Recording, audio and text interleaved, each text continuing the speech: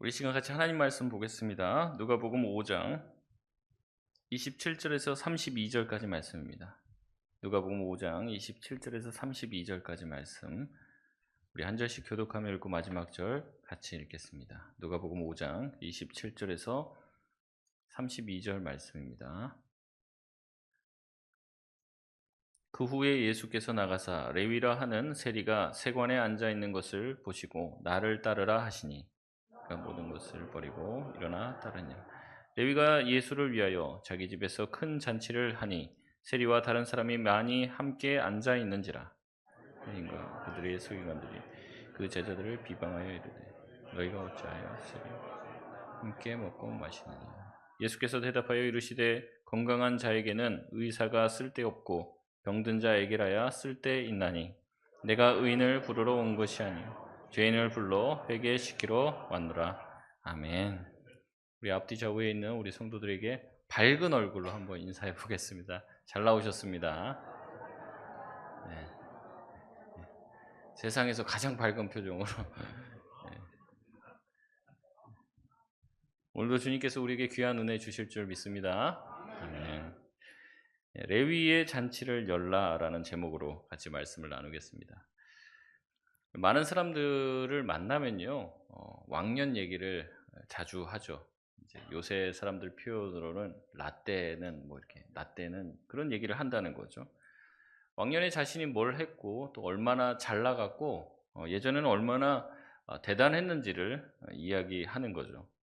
그런데 자기 과거를 돌아보면서 왕년에 얘기하면서 어, 자기가 참 암울한 시절을 보냈다거나 참으로 악한 일을 많이 했다라고 얘기하시는 분들은 보기가 힘들어요.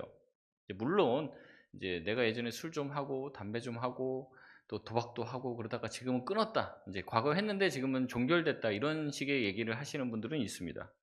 하지만 과거에 했던 그 일 자체만으로도 지금도 용서받지 못할 만한 일들에 대해서 자기 입으로 떠벌리는 사람들은 거의 없다는 거죠. 아무리 오래된 과거의 일이라도 제대로 된 사과나 돌이킴이 없이 함부로 알려졌다가는 지금 자기 자신에 대한 평가 또한 깎이기 때문에 망신을 당할까 봐 얘기를 하지 않습니다. 최근에 어떤 이제 주요 공직자도 임명이 될 뻔하다가 낙마한 일이 있었어요. 과거에 있었던 일들이 발목을 잡은 것이죠. 그걸 누가 자랑 삼아서 얘기할 사람은 없습니다. 왕년에 자랑할 만한 것들을 얘기하지 자신의 추한 과거는 감추기 마련입니다. 그러나 오늘 본문에 등장하는 이 레위 마태는 자신의 좋지 않은 과거, 그것을 스스로 밝힙니다. 그런데 그것을 밝힐 때 이미 종결된 내용이 아닙니다. 이미 자신이 과거에 이러했다라는 것을 밝히는 것 자체가 사람들에게 혐오를 일으킬 만한 일입니다. 그럼에도 불구하고 이 마태는 자신의 정체를 밝히는데 주저하지 않습니다. 특별히 예수님의 제자의 명단을 언급할 때 자기의 정체를 이야기하는데 예수님의 제자의 명단은 총 이제 신약 성경에서 4곳에 등장을 합니다.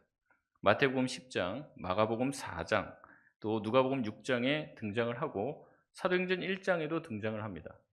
물론 이제 요한복음에도 띄엄띄엄 어떤 이제 제자의 명단이 나오지만 통일된 문장으로 나오지는 않아요. 그래서 각 명단은 약간의 차이가 있습니다. 특히 이 마태의 이름을 언급할 때 마가, 누가, 사도행전에서는요, 마태를 소개할 때 그냥 마태라고 적습니다. 그에 반면에 이 마태복음을 저술한 마태는 자기 스스로를 소개할 때 자기 이름 앞에 자기의 직업을 언급하는데 세리 마태라고 자기를 수식하며 말하고 있습니다. 마태복음 10장 3절에 보면 이렇게 이야기합니다. 제자의 명단 중에 빌립과 바돌로메, 도마와 세리 마태, 알페오의 아들 야고보와 다데오라고 소개합니다. 다른 사도들은 마태를 언급할 때 직업을 밝히지 않아요. 그러나 유독 마태만은 일부러 자기 자신의 직업을 세리라고 이야기하며 세리 마태라고 자신의 소개를 합니다. 세리는 그 당시 사람들이 그렇게 선망하거나 좋다고 생각하는 직업이 아니었어요. 물론 지금 세금 공무원이다 그러면 힘이 좀 있죠. 예. 아는 사람이 국세청에 있다고 하면 좋은 것 아닙니까? 그러나 성경의 시대는 그렇지 않았어요. 성경을 읽어보면 잘 모르는 사람도 세리가 그 당시에 최악의 취급을 받고 있다는 것을 쉽게 알 수 있습니다. 예수님은 사람들에게 이야기할 때 이런 말씀을 해요. 마태복음 5장 46절에 보면 너희가 너희를 사랑하는 자를 사랑하면 무슨 상이 있으리요? 세리도 이같이 아니하느냐? 그러니까 세리가 그 정도 수준이라는 거죠. 세리가 그 정도로 이렇게 경멸당하는, 사회에서 가장 쓸모없는 취급을 받는 사람이 이 세리라는 거예요. 또 마태복음 21장 31절을 보면 예수님께서 대제사장과 이 서기관들과 장로들과 대화를 하면서 이렇게 얘기합니다. 내가 진실로 너희에게 이르노니 세리와 창녀들이 너희보다 먼저 천국에 들어가리라. 지금 세리를 누구와 동급 취급하는 거예요? 창녀와 같은 수준으로 놓고 보는 겁니다. 그러니까 사회적인 인식이 세리에 대해서 얼마나 안 좋은지를 알 수 있는 것이죠. 세리는 국가 공무원이었던 이 세금 징수원과는 구별되었어요. 이 세금 징수원이 있고요. 그 세금 징수원이 한꺼번에 세금을 거둘 수 없으니까 그 밑에 다른 사람들을 두었습니다. 그 사람들이 세리예요. 근데 이 세리들이 그 중에서 또 세리장을 뽑습니다. 그래서 이제 상납하는 구조가 되어 있는 거예요. 그러니까 위에다가 자기들이 정해진 이제 세금을 상납해야 되고 또 자기들을 세리로 써줬으니까 고맙다고 또 거기에 대한 이제 수수료를 지급을 합니다. 그러니까 자기는 자기 먹고 사는 것들 그리고 위에다가 상납해야 되는 돈들까지 합쳐서 많은 사람들에게 이제 세금을 과도하게 걷어들였다는 거죠. 이 세리가 얼마나 부패하고 타락했냐면요. 이 세리는 당시에 법적 증인이 될 수 없을 정도였어요.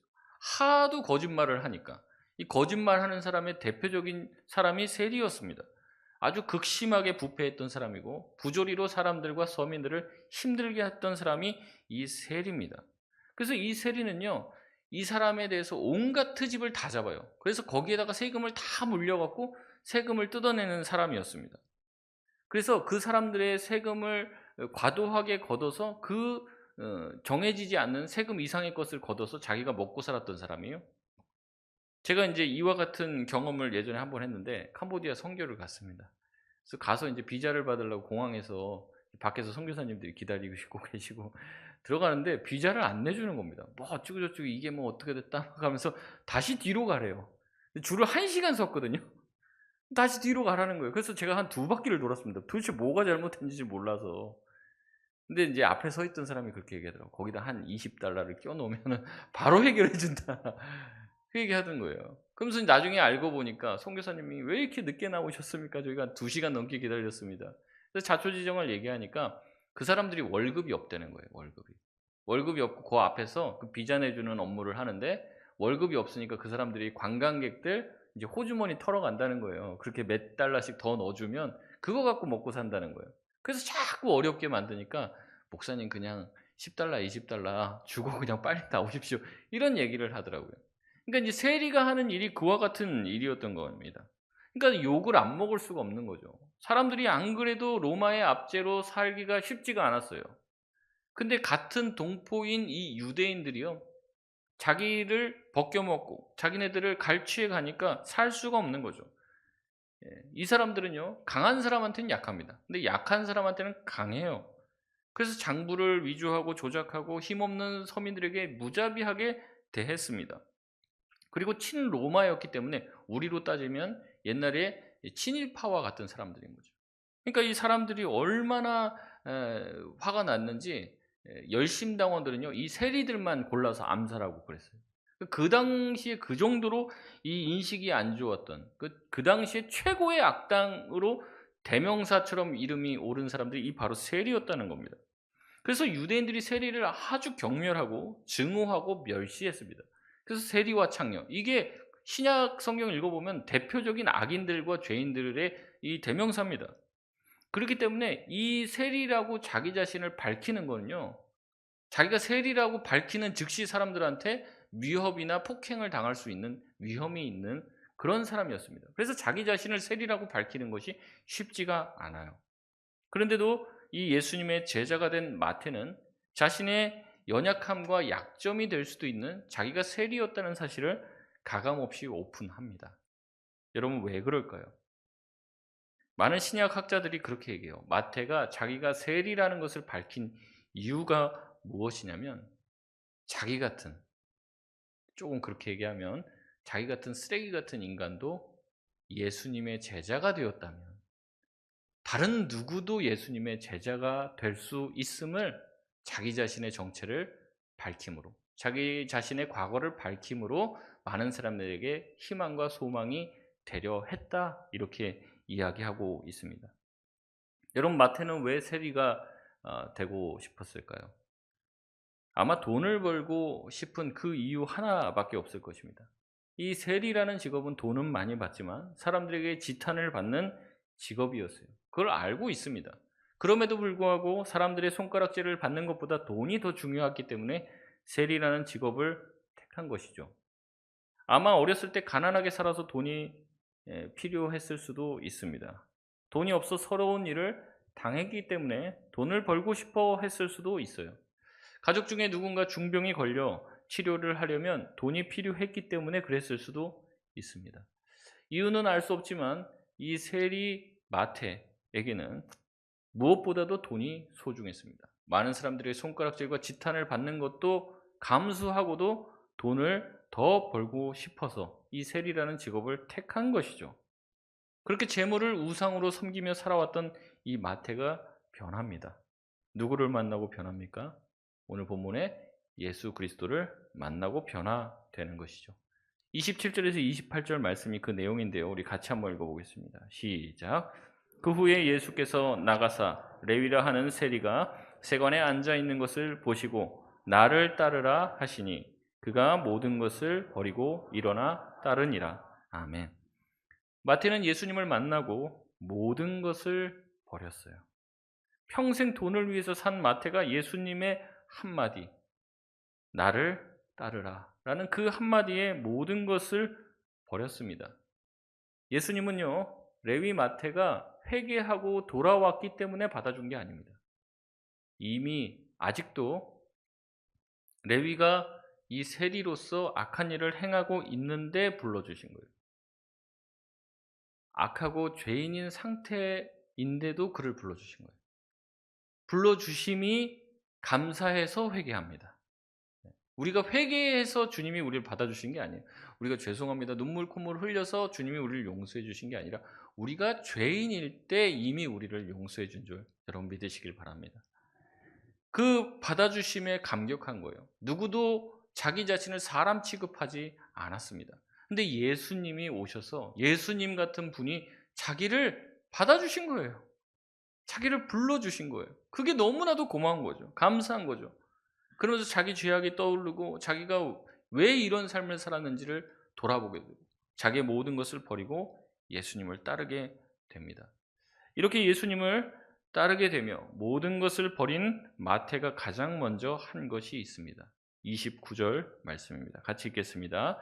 레위가 예수를 위하여 자기 집에서 큰 잔치를 하니 세리와 다른 사람이 많이 함께 앉아 있는지라. 아멘.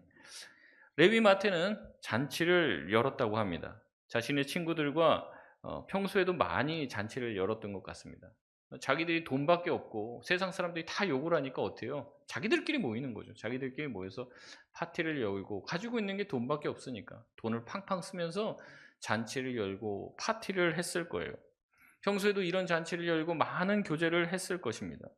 그 잔치는 자기 자신과 친구들을 위한 잔치였어요. 세상의 칭찬과 또 존경을 받지 못하니까 어떻습니까? 자기 인생의 쾌락과 즐거움을 위해서 돈을 쓰며 살았어요. 그런데 그가 예수님을 만나고 완전히 자기의 인생이 바뀌게 됩니다. 그래서 자기 자신을 위해서 잔치를 열지 않았습니다. 잔치를 열었는데 29절 말씀 보면 누구를 위하여 잔치를 엽니까? 예수를 위하여. 예수님을 위하여 잔치를 엽니다. 자신을 위해서 잔치를 열고 자신의 즐거움과 쾌락을 위해서 잔치를 열고 자기의 재물을 쓰던 사람이 이제는 돌이켜 예수를 위하여 잔치를 여는 사람이 되었다는 겁니다. 잔치의 주인공은 자기 자신이 아닙니다. 우리가 한번 쏜다, 내가 오늘 쏠게 하면 누가 주인공이에요? 자기죠. 지금 근데 마태가 사람들에게 자기의 재물과 곳간을 열어서 사람들에게 대접하는 이유는 누구를 주인공으로 모신 거예요? 예수님을 주인공으로 삼아 잔치를 연 것이요. 그리고 많은 자기와 똑같은 부류들을 초청합니다. 자기 친구들인 세리를 초청했고 수많은 죄인들을 초청해 주었을 거예요. 여러분, 마태가 왜 이런 잔치를 열었을까요? 여러분, 왜 이런 잔치를 열어서 사람들을 초청했을까 하는 것이죠. 여러분, 아마 마태는 자기가 예수님을 만나고 변화되고 경험한 것을요, 자기 친구들에게도 똑같이 경험시켜 주길 원했던 것 같아요. 왜냐하면 자기도 친구들과 대화를 많이 했을 거란 말이죠. 우리가 돈을 추구하며 이렇게 살았는데 돈으로 채울 수 없는 자기 안의 공허함과 허무함들, 인생을 이렇게 살면 안 된다라고 하는 생각들이 가득한 거예요. 자기 혼자만 그런 게 아니에요. 다른 세리들도 그런 마음을 가지고 있는 거죠. 근데 자신이 예수님을 만나고 나서 완전히 변화되고 달라지게 된 거예요. 자기가 예수 그리스도를 만나고 인생의 답을 찾게 된 것이죠. 그러니까 평소에 자기와 친했던 그 세리들도 이 예수님을 만났으면 싶은 거죠. 이 세리들도, 자기 친구들도, 이 죄인들도 예수님 만나면 변화될 텐데 이들이 예수님을 만나지 못해서 계속 어떻게 살고 있는 거예요? 계속 그렇게 허무함에 자기 돈 긁어 모으는 거에 완전히 빠져서, 그리고 모은 돈으로 자기의 쾌락을 위해서 쓰고 먹고 사는 모습들을 보며 안타까워하는 마음으로 잔치를 열고 수많은 사람들을 초청하여 누구를 만나게 해주는 겁니까? 예수님을 만나게 해주고 싶은 마음의 잔치를 연 겁니다. 마태는 그들도 자신처럼 예수를 만나고 예수님을 믿고 죄사함을 받아 생명 얻기를 바랬던 것이죠. 예수님의 사랑을 받은 마태는요, 예수님의 마음을 이식받게 됩니다. 예수님처럼 영혼을 긍휼히 여기고 사랑하는 마음을 가지게 되는 거예요. 평소에는 자기가 자신을 위해서 잔치를 열었다면, 평소에는 자신을 위해서 물질을 모았다면, 이제는 예수 그리스도를 위해서 잔치를 열고 모았던 재물을 예수님을 위해서 풀게 되는 겁니다. 자기 자신을 위해서 살았던 삶이 이제는 예수님을 위해서 이웃들에게 물질을 베풀며 사용하는 사람이 되었다는 거죠. 우리는 어떻습니까? 저와 여러분은 어떻습니까? 우리는 예수님을 만났습니까? 우리가 예수님을 만났다면 우리도 이 레위 마태처럼 이제는 나를 위해서가 아니라 예수님을 위해서 살아야 될 줄 믿습니다. 이 말은 당장 우리가 다 곳간을 열어 제끼고 파티를 열고 돈을 다 남들에게 나눠주라는 말을 하는 게 아니에요. 우리의 삶의 방향이 나 중심이었다면 예수님을 만난 이후에는 분명 달라져야 한다는 것입니다. 나 자신을 위해서 살고 나 자신을 위해서 먹고 마시던 사람이 이제는 하나님의 영광을 위해서 먹고 마시는 사람이 된다는 것이에요. 예수님을 믿고도 여전히 자기 중심적인 삶을 추구하는 분들이 있습니다. 자기가 먹는 이유, 자기가 마시는 이유, 자기가 돈을 버는 이유, 시간을 보는 이유가 모두가 다 자기 자신을 위함입니다. 예수를 믿고도 여전히 그 안에서 벗어나지 못하시는 분들도 있어요. 자기의 한계에 갇혀 있습니다.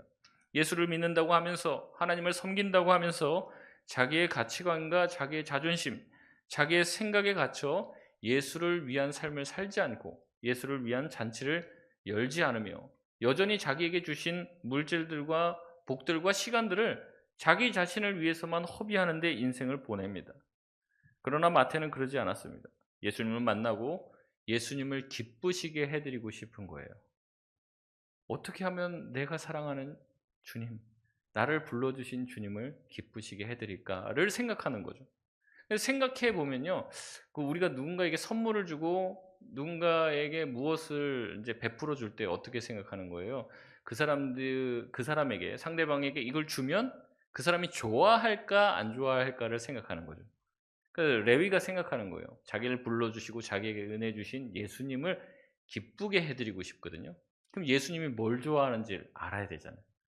근데 마태가 예수님과 대화를 나누는 도중에 예수님이 무엇을 기뻐하시는 줄을 아마 캐치했던 것 같아요. 그래서 예수님이 원하시는 것들을 해드립니다. 예수님이 원하는 것이 무엇일까요? 우리 31절, 32절 말씀입니다. 같이 읽겠습니다. 시작.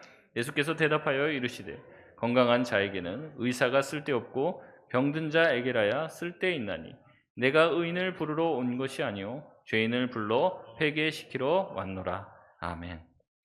마태는 예수님께서 자기와 같은 세리, 자기와 같은 병든 죄인을 부르러 이 땅에 오셨다는 것을 깨달았습니다. 그 죄인 한 명이 회개하는 것이 예수님에게 큰 기쁨이 된다는 것을 알게 된 거예요.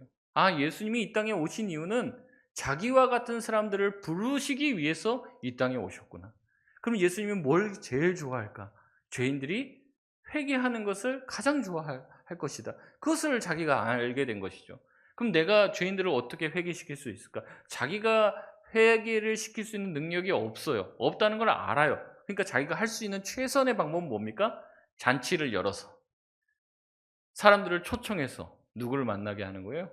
예수님을 만나게 하는 거예요. 그게 레위 마태가 생각해낼 수 있는 최고의 예수님을 위한 선물이었던 겁니다. 그래서 그걸 한 거예요. 은혜 받은 마태가 할 수 있는 것은 예수님이 원하시는, 기뻐하시는 그 소원, 죄인들이 회개하고 주님께로 돌아오게 하는 것, 그것을 이루어드리는 일인데, 자기가 할 수 있는 일은 더 많은 죄인들을 초청하는 것이죠. 그래서 초청하는 거예요. 우리에게는 사람을 회개시킬 능력이 없습니다. 우리에게는 단 한 사람도 돌이킬 수 있는 능력이 없어요. 하지만 예수 그리스도에게는 그 능력이 있습니다. 예수님은 사람을 변화시키는 능력이 있습니다. 죄인들을 회개하고 돌이키게 할 능력이 예수 그리스도 안에만 있다는 것, 여러분 믿으시길 바랍니다. 그렇기 때문에 우리가 해야 될 일이 있다면 무엇입니까? 그 죄인들을 예수님께로 인도하는 거예요. 예수님께로 인도하는 것. 예수님을 만나게 하는 데까지 할 수 있는 것이 우리가 할 수 있는 일이죠.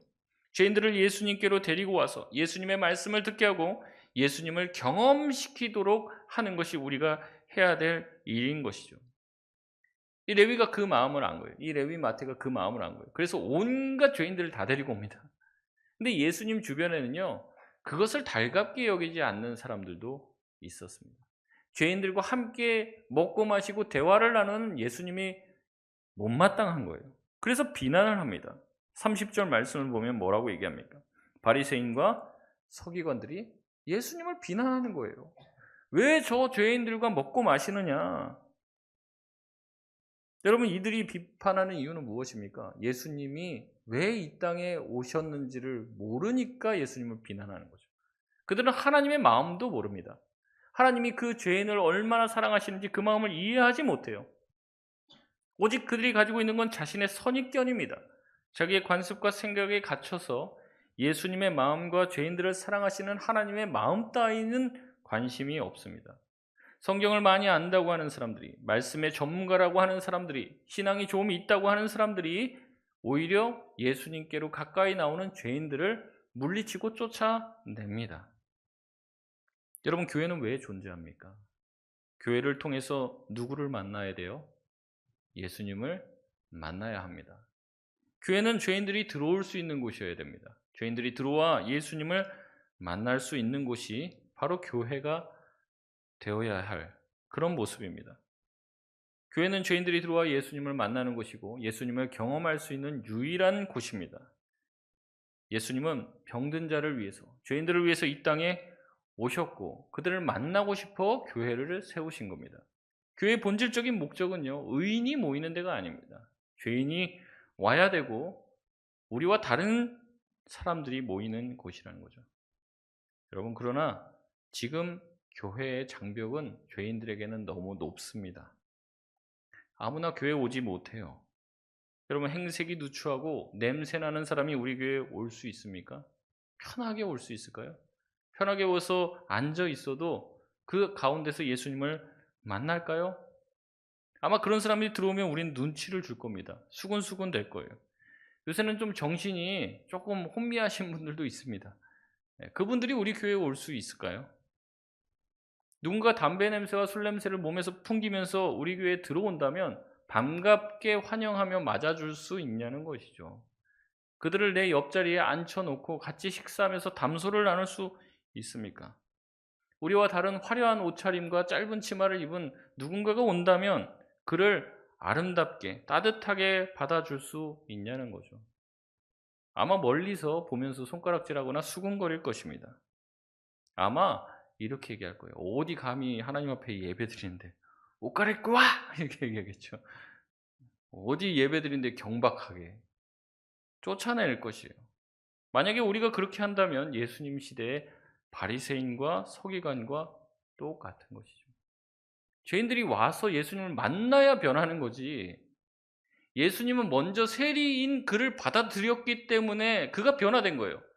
네가 다 회개하고 세리 다 청산해야지 내가 너를 제자 삼아줄게. 예수님 그렇게 하지 않으셨습니다. 그냥 있는 모습 그대로 제자 삼아주신 거예요. 그를 불러주십니다. 근데 예수님 만나니까 어떻게 되는 거예요? 변화가 일어나죠. 근데 만나지를 못하게 하는데 어떡하겠습니까? 변화가 어떻게 일어나요? 만나야죠. 여러분 지금의 교회가 마치 세상에서 섬과 같이 됐습니다. 개토화됐어요. 믿지 않는 사람과 만나지를 않습니다. 목사님들도 마찬가지입니다. 믿지 않는 사람들과 전도하고 대화하는 게 어려워요. 대화가 틀리고 언어가 틀리니까 목사님들끼리만 모입니다. 그러니까 교회가 점점 어떻게 하냐면 그들만의 왕국이 되는 거예요. 예수님은 죄인을 만나러 가고 죄인을 찾아다니셨는데 우리는 성도들만 찾아갑니다. 여기서 문제가 생기는 거죠. 여러분 주님이 기뻐하시는 교회가 되지 못하는 겁니다. 김병삼 목사님이 심호하시는 만나교회는요. 교회에 전도를 위해서 흡연실을 마련했습니다. 흡연실. 그 담배 피우는 사람들을 오라고 한 게 아니고요. 이제 남편들이 보니까 이제 보통 이제 아내랑 애들만 자꾸 교회를 가니까 이제 교회에 와갖고 딱 내려주고 집으로 가는 거예요. 그 이제 목사님이 보고 어떻게 하냐면 교회에다가 흡연실을 좀 만들어 놔라. 그리고 거기다 TV를 달아놓고 예배가 나오게 했어요. 그러니까 이제 남편들이 이렇게 하고 가지 말고 예배 금방 끝나니까 주차해 놓고 그 흡연실에서 담배 피면서 기다리고 계세요. 이렇게 흡연실을 만들어 놓은 거예요. 그러니까 아이고 처음에는 이게 다들 막 당황해 하더니만 교회에서 흡연실을 만들어 주니까 고맙다고 여기서 담배 피면서 거기서 예배를 TV로 보는 거예요. 근데 보다가 보니까 목사님이 이상한 소리하고 헌금 내라 소리나 하고 막 그럴 줄 알았는데 그게 아니라 목사님이 참 자기들 마음에도 그 감동이 되는 말씀을 하시고 자기 생각이랑은 좀 다른 거예요. 그 말을 듣고 있으니까 '자기도 한번 예배 드려 볼까?' 이런 생각이 들더라는 거예요. 그래서 그 남편들이 나도 오늘은 그냥 여기서 담배 피지 말고 자기랑 같이 예배 드릴까?' 이래서 들어오더라는 거예요. 들어와서 예배 드리다가 은혜 받는 거예요. 변화되는 거예요. 그래 갖고 교회에 등록하고 세례받고 변화가 되고 온 가족이 예수 믿게 되는 거예요. 이 김병삼 목사님이 그 간증을 해요. 근데 자기가 그 흡연실을 지었을 때 제일 많이 자기를 공격한 게 교회 목사님들이라는 거예요. 다른 교회 목사님들. "미쳤냐? 교회다 무슨 흡연실이냐? 교회가 담배 피는 곳이냐?" 근데 그거를 만들어 놓지 않았다면 예수를 믿지 못했을 가능성이 있었던 사람이 더 많다. 이것을 통해서 한 명이라도 예수를 믿는다면 나는 이거 몇 개라도 더 만들 수 있다. 그 목사님이 그런 얘기 하시더라고요. 굉장히 감동이 됐습니다. 물론 그렇다고 저희 교회에다가 흡연실을 만들겠다는 얘기는 아닙니다. 그러니까 우리가 가지고 있는 편견과 벽을 깨야 돼요. 그걸 넘어가야 돼요. 너무 교회의 장벽이 높아서 가난한 사람 교회 못 옵니다. 돈도 좀 있어야 되고요. 뭐가 좀 있어야지 교회 올 수 있습니다. 기독교가요, 중산층의 기독교가 됐어요. 직업 없고 힘 없고 뭐가 없고 못 가진 사람 교회 못 옵니다. 와도 아는 척도 안 해요.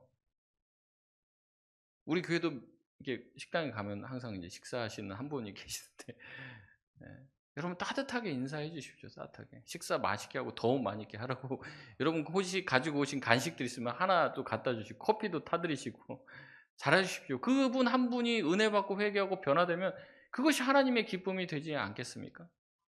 우리 마음에 그 기쁨이 있어야 돼요. 주님이 기뻐하시는 그 일들을 우리가 감당해야 된다. 내가 가지고 있는 시선과 내가 가지고 있는 기준으로 자꾸 정죄하고 교회 오려면 이래야 되지 저래야 되지. 여러분 그건 믿음이 있는 사람에게 할 말이에요. 믿음 없는 사람에게는 그런 말도 통하지가 않습니다. 사랑하고 포용해주고 예수님이 누구인지 모르는 사람한테는 예수님을 느끼게 해줘야 되잖아요. 느끼게.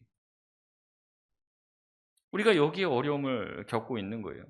자꾸 나와 다르면 면박을 줍니다. 그러니까 부담감이 생기는 거죠. 여러분 근데 그 사람들도 그거 압니다. 그래서 교회 안 오시는 거예요. 저도 전도를 하다 보면 그런 얘기를 듣습니다. 술 끊고 교회 갈게요. 담배 냄새 나는 거 교회 사람들 싫어하니까 담배 끊고 교회 갈게요. 그런 얘기예요. 그래서 제가 그냥 오라고 괜찮다고 얘기를 하거든요. 참 쉽지가 않은 일이에요. 본인들도 그렇게 인식하는 거죠. 내가 어떠한 모습을 갖추지 않으면 교회 못 간다라는 생각 가지고 있는 거예요. 이미 교회가 그런 교회가 됐습니다. 이미 바리새인들과 서기관들처럼 사람들을 대한단 말이죠. 예수님은 누구를 위해서 오셨다고 합니까? 나는 의인을 위해서 온 것이 아니다. 나는 죄인들을 회개시키러 이 땅에 왔으며 나는 건강한 사람들을 위해서 온 것이 아니라 병든 자들, 아픈 자들, 고침을 받아야 될 자들을 위해서 이 땅에 왔다고 말씀을 하시는 겁니다. 마태는요, 자신들이 죄인들을 초청하면은 이러한 저항이 있을 것을 알았어요. 알았지만은 그래도 데리고 왔어요. 왜 데리고 왔을까요? 아니, 내 친구들도 예수님 만나서 변화돼야 되니까 데리고 오는 거예요. 그런 욕을 먹더라도 데리고 온 거예요. 그런 욕을 듣더라도 예수님을 만나게 해줘야 하기 때문에, 예수님이라면 저렇게 저 사람들을 비난하지 않고 한 사람의 인격체로 받아줄 것이라는 것을 믿었기 때문에 예수님을 믿고 그 사람들을 초청하고 데리고 온 거죠. 예수님을 위해서 잔치를 연 것입니다. 여러분, 이런 사람의 모습이 바로 은혜 받은 자의 모습입니다. 내가 은혜를 받으니까요, 내 옆에 있는 사람, 내가 사랑하는 사람도 은혜 받아야 되겠거든요. 그래서 은혜를 나눠주고 싶은 거예요. 은혜 받은 사람은 이렇게 하는 것이 자연스러운 일입니다. 마태는요, 평생 유대인들을 괴롭히고 유대인들을 학대하고 유대인들을 쥐어짜서 먹고 살았던 사람입니다. 근데 이 사람이 변화되고 예수님을 만나고 참된 제자가 되어서 무엇을 합니까? 이 유대인들을 위한 복음서를 쓰는 거예요. 유대인들을. 이제는 유대인들을 섬기는 자가 된 것이죠. 자신을 위해서 날마다 파티를 열었던 사람이 이제 예수 그리스도를 위한 생명의 잔치를 여는 자가 되었습니다. 예수님을 자기의 최고의 관심에 두었고요. 최고의 우선순위에 두었습니다. 여러분, 은혜를 받으니까 사람이 이렇게 달라지게 되는 것이에요. 여러분, 우리도 예수님을 알고 은혜를 받은 교회라면 우리가 마땅히 예수님의 기쁨에 동참해야 하지 않겠습니까? 말씀을 마치겠습니다. 여러분이 받으신 은혜를 기억하시길 바랍니다. 은혜 받기 전에 내 모습이 어떠했는지 기억하시길 바라요. 내가 어떤 죄인인데 내가 구원받았다면, 은혜 받았다면 저 사람도 하나님이 보시기에는 그래도 나보다 더 나은 사람인데 저 사람을 내가 품어주고 위해서 기도해야겠다. 누가복음 15장 7절 말씀을 보면 예수님이 말씀하십니다. 죄인 하나가 회개하면 하늘에서는 회개할 것 없는 의인 99을 인하여 기뻐하는 것보다 더하리라. 감동적이지 않습니까? 죄인 하나가 회개하면요, 하늘에서는 의인 99으로 인한 기쁨보다 더 기쁨이 더할 것이라는 거예요. 근데 우리가 그렇게 기뻐하냐는 거죠. 99명이 모인 게 더 좋지, 죄인 한 명이 회개해서 예배해 드리는 거, 우리는 그거 기뻐하지 않을 수도 있습니다. 그러나 하늘의 기쁨, 아버지의 기쁨은 거기에 있는 것입니다. 내 기쁨이 아닌 주님의 기쁨이 무엇인지를 생각하는 삶을 살아가시길 바랍니다. 우리도 예수님을 위해서 복음의 잔치를 열 수 있고 생명의 축제를 열기로 결정할 수 있는 우리 성도들 되시길 주의 이름으로 축복합니다. 우리 시간